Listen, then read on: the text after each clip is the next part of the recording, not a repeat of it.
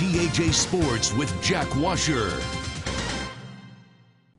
Well, the losses against Ohio State and Michigan for Penn State football, they'll sting. Both times the defense gave up a late fourth quarter touchdown, and yesterday had all the symptoms for it to happen a third consecutive time, until it didn't. With more on the closer mentality defense, we check in with our Peter Terpstra. Those are the images you were seeing the last couple times Penn State played at Beaver Stadium. Late collapses against Michigan State and Ohio State. But then Penn State turned it around against Iowa back here at home, thanks in part to its defense closing things out. It's just a big sigh of relief. We're always in the fourth quarter game, and I mean, where else would you want to be?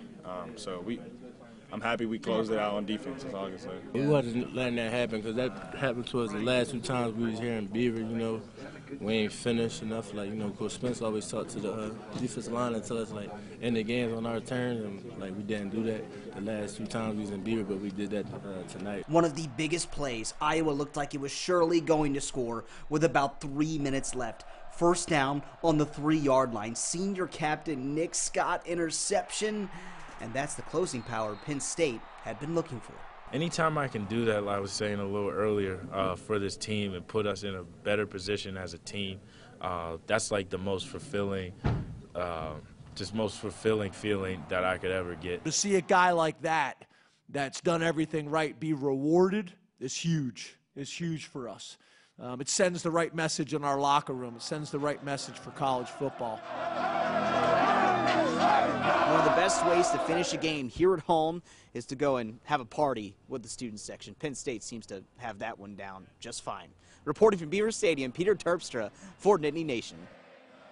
And with Penn State's 30-24 win yesterday, the Nittany Lions moved up in the AP poll 3 spots to number 14. 1 through 5 remain the same, and that's where we find Penn State's next opponent, the Michigan Wolverines. Checking in at number 5, Ohio State moves back into the top 10, while Iowa dropped to 19.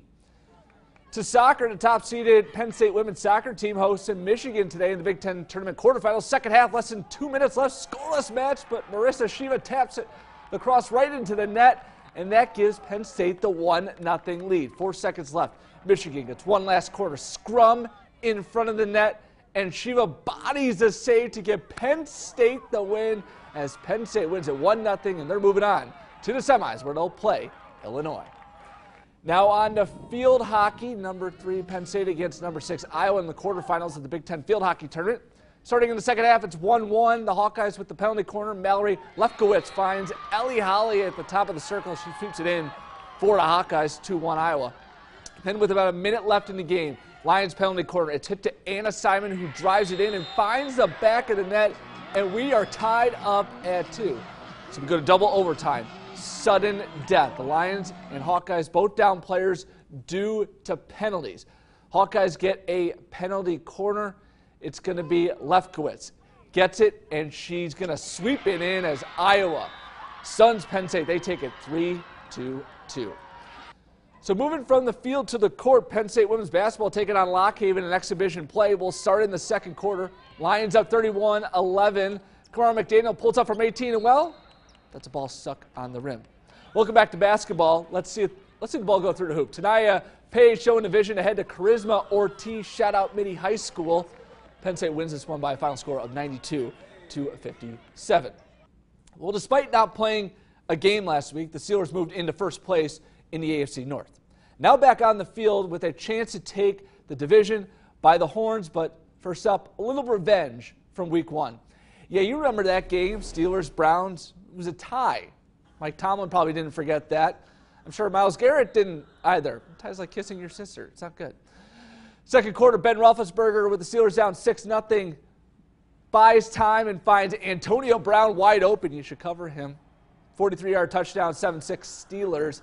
Next Browns drive, Baker Mayfield pass is intercepted by Joe Hayden. Joe Hayden revenge game. Remember, he used to play for the Browns. Then just before the half, Roethlisberger to Brown from 1 yard out as the Steelers led 14-6 at the half. Third quarter, Cleveland backed up deep. Baker Mayfield scrambling, completes a pass, but wait for it. There was a holding penalty in the end zone, and that results in a safety, and that made it 16-6 in favor of the Steelers. Later in the quarters, James Conner, first of his 2 touchdowns on the day, this one from 12 yards out. That made it 23-12 Steelers as they go on to win by a final score of 33-18. Looked like a little better weather out there. I know. I was just thinking that. A Yeah, little bit better than yesterday, Penn State. as I complained so many times, it was just miserable. So literally can only go up. So Riddle, you did your job. Thank you. We appreciate that. It'll be better weather made it in the happen. middle of the week too. So thank you, Matt. Makes me happy. Yeah, definitely. So- All right. Well, a final check of weather after the break.